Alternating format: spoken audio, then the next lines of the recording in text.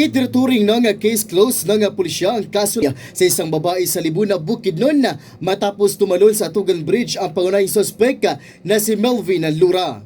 Sa panayam ng Bombo Radio kay nga Police Captain Erwin James Tabikero, hepe ng Libuna Municipal Police Station, si Lura ang pangunahing suspect batay sa mga nakalap na circumstantial evidence. Lumitaw sa investigasyon na posibleng selos o crime of passion ang motibo. Naitala rin nga nag-away ang suspect at ang biktima noong Hulyo 24. Pinigilan umano nito ang pamilya ng biktima na i-report ang pagkawala nito at umamin pa sa isang kamag-anak na siya ang pumatay sa kanyang live-in partner.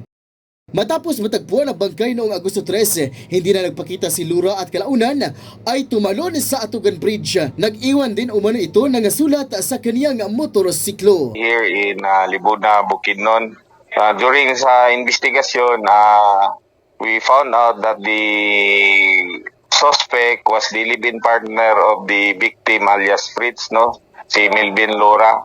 That during the investigation, we found the circumstantial evidence that the live-in partner Melvin Lura committed the crime. Una, may nakakita na July 24, nag-away silang dalawa.